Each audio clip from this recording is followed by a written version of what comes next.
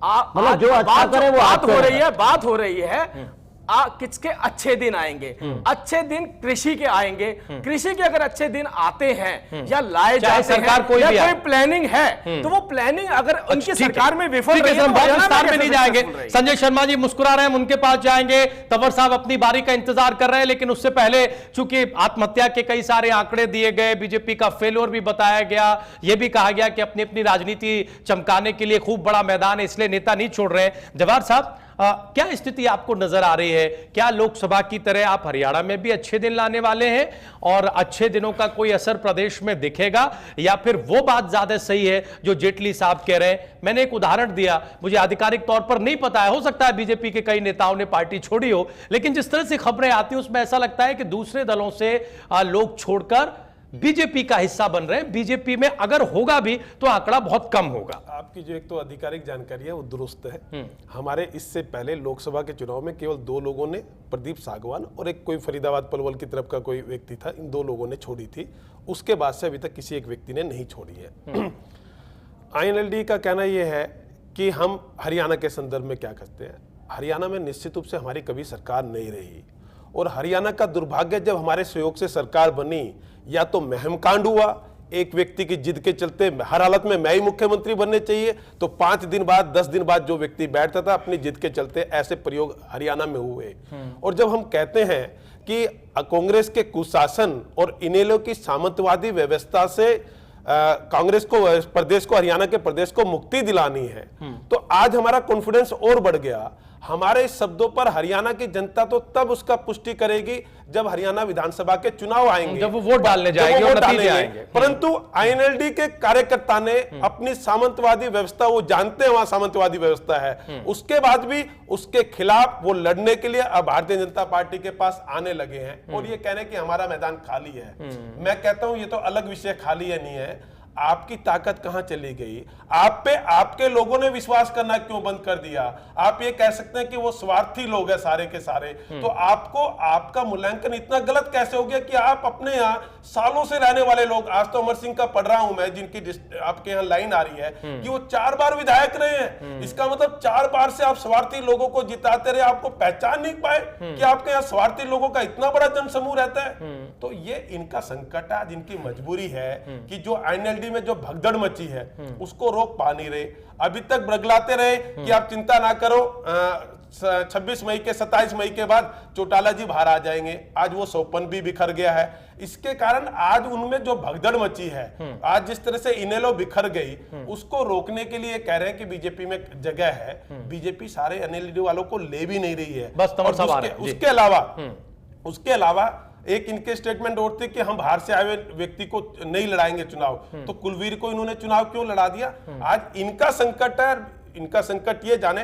परंतु मैं निश्चित रूप से कहता हूं, जो आपने प्रश्न किया, भारतीय जनता पार्टी के दिन और हरियाणा के दिन अच्छे आ रहे या नहीं आ रहे, ये तो जिस तरह से दूसरे राजनीतिक पार्टियों में भगदड़ मची है, भारतीय जनता पार्टी के पास जो आकर्षण है, और इसके लिए हमें स्पेशली कमेटी बनानी पड़ी कि हम किसको लेंगे या किसको नहीं लेंगे। और मैं ये कहता हूं कि हम पे विश्वास करे ना करे, हरियाणा की जनता तय करती है कि कौन व्यक्ति क्या रहेगा और कैसा रहेगा, वो हरियाणा की जनता। हम थोड़ा विषय को आगे बढ़ाएं, इससे पहले हम जेटली साहब आप ही के पास आ रहे हैं। एक तो वो संकट जो जवाहर साहब जिसका जिक्र कर रहे हैं, और ये डैमेज कंट्रोल आप लोग कैसे करेंगे? आंकड़ा दिया जा रहा है। 1 सेकंड में खत्म कर दूंगा। हरियाणा इंडियन नेशनल लोकदल से जितने भी व्यक्ति दूसरे दलों में गए, वो ये बात साथ में बोल के गए कि हम टिकट के दावेदार थे, आज नीतियों के अभाव में नहीं गए। और जब भी दूसरी बात रखी उन्होंने अपनी इस बात के साथ, ये भी आरोप लगाया कि पार्टी चौधरी देवीलाल की नीतियों से हट गई। नहीं, ये भी आरोप लगाया जेटली साहब कि पार्टी चौधरी देवीलाल की नीतियों से भटक गई है, ये वो इनेलो नहीं है जो देवीलाल के आदर्शों पर चलती। राजीव जी, टिकट की अनाउंसमेंट के बाद ही उन्हें यह आभास क्यों हुआ कि आज नीतियों से भटक गई? ये तो आप बताएंगे सर, वही तो बता रहा हूं, ये तो आप बताएंगे। वो टिकट की, और अगर आप कहेंगे कि वो स्वार्थी है, टिकट की दौड़ में तब फिर जवाहर जी का अटैक किए कि फिर ऐसे स्वार्थी नेताओं को क्यों आपने अपनी पार्टी में रखा? दौड़ में थे, टिकट नहीं मिली और एक खाली मैदान पड़ा है, वहां चले गए। एक मिनट, और खाली मैदान बीजेपी का पड़ा। भिवानी में 31 लोगों ने रिजाइन किया। क्या भिवानी में 31 लोगों ने टिकट मांगी थी? उनने पूरी की पूरी कार्यकारिणी दे गई। पूरी की पूरी कार्यकारिणी रिजाइन एक कर के साथ गई है। एक जुड़ा हुआ होता है। नहीं, ठीक है, आप ठीक है, भी कह रहे हम हो, विषय अपनी को बात आगे को बढ़ाएंगे, काट हम रहे हो। उलझना नहीं चाहते। हम वेदपाल तंवर साहब के पास जाना चाहते हैं। वेदपाल तंवर साहब, आपसे बाकी मुद्दों की चर्चा तो तब की जाए सर, जब आप गठबंधन का पेच सुलझा लें, उसकी जो गांठ फंसी हुई है उसे खोल लें। अब आप लोगों का स्टैंड क्या है? जो चिट्ठी लिखी उसके बारे में कहा गया, कल बकायदा हमने शो किया, आपकी नेता यहां मौजूद थी, वो ये कह रही थी कि हमने प्रेम पत्र लिखा था, लेकिन बीजेपी को वो धमकी लगी। अल्टीमेटम शब्द का इस्तेमाल पहले से ही हो रहा है। अब गठबंधन कहां फंसा हुआ है? आप लोग कई बार तंवर साहब डेडलाइन भी दे चुके हैं कि 24 घंटे में तय कर दें, शाम को बता दें, 2 दिन बाद घोषणा करेंगे। कहां है स्थिति आपके गठबंधन की? अब आप लोग क्या रणनीति बना रहे हैं तंवर साहब? देखिए जी, हम लोग आज पार्टी की व्यवस्था के लिए आज से 3 साल पहले जिस तरीके का हमारे साथ समझौता हुआ, बाकायदा लिखने का काम किया। चंद लोग जो राज्य में नेता हैं वो ऊपर गलत मिसगाइड नेताओं को कर रहे हैं। वो कुलदीप जी के छुरा घोपने की बात पीठ में कर रहे हैं और उसके साथ साथ तंवर साहब, उसके एक सुर में ये बोल रही है, घोपने के एक सुर में की परिस्थितियां बदली हैं, बदली परिस्थिति में हमें नए फॉर्मूले पर विचार करना पड़ेगा, हमें समीक्षा करनी पड़ेगी और बाकायदा कुछ फॉर्मूले की बात भी कही जा रही है। आपके प्रवक्ता हैं कमल प्रधान, उनका बाकायदा ये बयान चला है कि बीजेपी की तरफ से 25 सीटें ऑफर की गई हैं। ये नई स्थिति है, जो आप बता रहे हैं वो पुराना हो गया। अगर नहीं होता तो फिर क्या? ये बिल्कुल सही है। हम लोग ये जो आज हमारा बीजेपी की 7 सीटें जीतने का काम किया है वो गठबंधन के द्वारा जीती गई है। और ये जो गठबंधन हुआ है इसमें अगर बीजेपी की इतनी बड़ी बात थी तो वो 8 क्यों नहीं जीती? वहां धनखड़ साहब क्यों नहीं जीते? और प्रदेश में हार जीत अलग चीज होती है, अलग मुद्दा है हार जीत का। हार जीत तो होती रहती है। जेटली साहब हारे, सुनीति रानी जी हारी, वो केंद्र में मंत्री हैं। हम तो आज भी कमेंटमेंट पे हैं, कल भी कमेंटमेंट पे थे।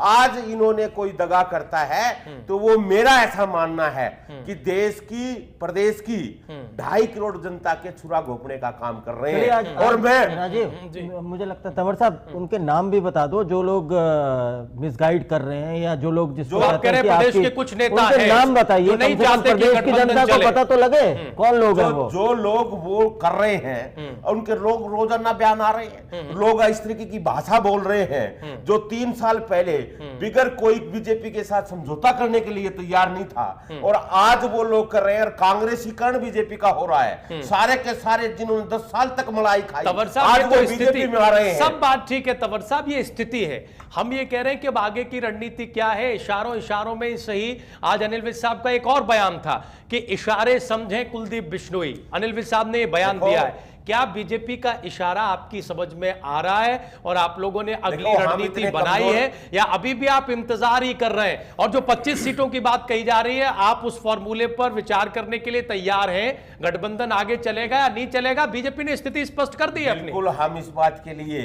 90 विधानसभा पे जाने के लिए तैयार है। 25 सीटें आपको मंजूर नहीं? इसका मतलब 45 से घाट हमारा कोई समझौता नहीं। जो लिखत में समझौता हुआ है, मुझे तो इस बात की शर्म आती है। गठबंधन टूटेगा ये तय है तंवर साहब? मेरे तो शर्म आती है। नहीं, शर्म की कोई बात नहीं। आप प्रदेश के नंबर 1 चैनल पर बैठे हुए हैं और उन्होंने लिख करके साइन किए हुए हैं और वो आज किसी बात से मुखरते हैं। तो मेरा ऐसा मानना है कि ये देश की, प्रदेश की जनता के साथ बिल्कुल उसकी पीठ में छुरा घोंपने ये का सब काम ठीक है, होगा। ये तो राजनीतिक बयानबाजी हो गई, लेकिन दर्शकों को ये भी तो बताइए कि क्या गठबंधन टूटना अब तय है? अब और कोई दूसरा रास्ता नहीं है, क्योंकि बीजेपी 25 से ज्यादा देने को तैयार नहीं और आप 25 लेने को तैयार नहीं। हमारी तरफ से नहीं टूट रहा गठबंधन, बीजेपी की तरफ तो ले लीजिए 25 सीटें। नहीं लेंगे। अगर नहीं टूट रहा आपकी तरफ से तो 25 सीटें ले लीजिए। 25 में बिल्कुल कतई नहीं लेंगे। इसका मतलब है कि आप ही तोड़ रहे हैं। 25 सीटें आपको मंजूर नहीं? बीजेपी वो तो कह रहे हैं कि हम ऑफर दे रहे हैं, आप लीजिए। लिखी हुई चीजें हैं। आज जब लिख करके दिया है, आज अहंकार में बीजेपी के लोग आकर किस तरीके की भाषा बोल रहे हैं, इस तरीके के लोग आ गए हैं। आज जो आप बार-बार नाम तो ले नहीं रहे, आप नाम तो ले नहीं रहे, आप पूरी बीजेपी को, प्रदेश बीजेपी को कैसे कटघरे में खड़ा कर सकते हैं? आप कह रहे हैं कुछ नेता हैं जो गठबंधन नहीं चाहते, उन कुछ नेताओं के नाम आपको बताने पड़ेंगे। इससे तो पूरा संगठन कटघरे में खड़ा हो जाएगा। अनिल बिज्जी हो, अनेक नेता इस तरीके के लंबे समय से प्रयास कर रहे हैं कि ये समझौता टूटे। जो जनता ने इसको अपने ऊपर लागू कर लिया था इस समझौते का। लोकसभा में देखा होगा, अगर ये धोखा हुआ तो देश की जनता में बीजेपी की भी औकात बाहर आ जाएगी। 10 सीटें से फालतू वो हरियाणा प्रदेश में नहीं जीत पाएगी। वो चाहे आज लोग इस बात को लेकर के चल रहे हैं, आज इस लड़ाई इस बात की है कि वो लोग ठीक है सर, आके बीजेपी एक बहुत छोटा सा ब्रेक हमें लेना होगा, लेकिन उससे पहले हम जवाहर यादव साहब से टिप्पणी जरूर लेना चाहेंगे। संजय जी, आप पेशेंस मत खोइएगा सर, आ रहे हैं बस बहुत थोड़ी देर में हम आपके पास।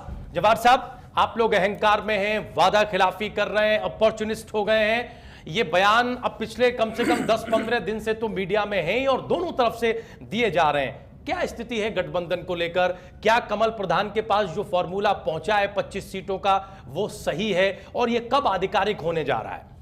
देखिए, एक तो जिस तरह से मेरे मित्र ने भाषा का उपयोग किया, ये मेरे सहयोगी है, मेरी पार्टी के सहयोगी है, तो मैं तो ऐसी भाषा का उपयोग पीठ में छुरा घोंपने का काम आप लोग कर रहे हैं। इसलिए मैं कह रहा हूं, मैं ऐसी भाषा का उपयोग नहीं कर सकता। हमारा स्पष्ट रूप से मानना है कि किसी भी राजनीतिक पार्टी से बड़ी वहां की जनता होती है। आज हरियाणा की जनता क्या चाहती है, उसने अपना स्पष्टीकरण का प्रकटीकरण किया लोकसभा के चुनाव में। फिर मैं कहता हूं चलिए लोकसभा का चुनाव को अभी थोड़ा साइड में कर देते हैं। उसके बाद जितने भी चैनल पे सर्वे आ रहे हैं, जितने भी प्रिंट मीडिया के सर्वे आ रहे हैं, वो ये दिखा रहे हैं कि बीजेपी और हजका को मिलकर साथ चलना चाहिए, परंतु सरकार की अगुवाई भारतीय जनता पार्टी करे और अधिकांश सीटों पर भारतीय जनता पार्टी के कार्यकर्ता चुनाव लड़े और हजका उसमें सहयोगी के नाते काम करे, जैसे इससे पहले भारतीय जनता पार्टी अन्य दलों के साथ करती रही है। ठीक है।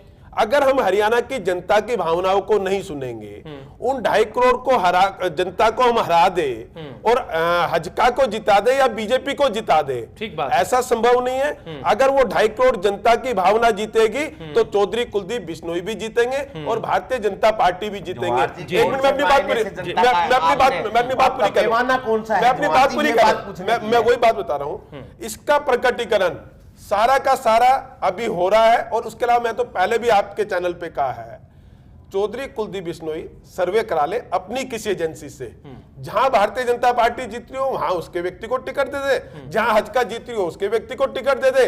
अगर ये ज्यादा भी जीत रहे होंगे हम दे देंगे, परंतु हरियाणा की जनता की आवाज को नहीं सुनोगे और उसके कारण हरियाणा के अपने एम के लिए, अपनी जिद के लिए और अपने अहंकार के लिए हम हरियाणा की जनता को लेकिन ब्रेक से पहले हजका के नेता ये कहते हैं कि क्या आपने सर्वे कराया था जब आपने लिखित तौर पर वो समझौता किया था, जब आपके बड़े नेताओं ने उस पर दस्तखत किए थे, क्या आपने सर्वे करा के किया था?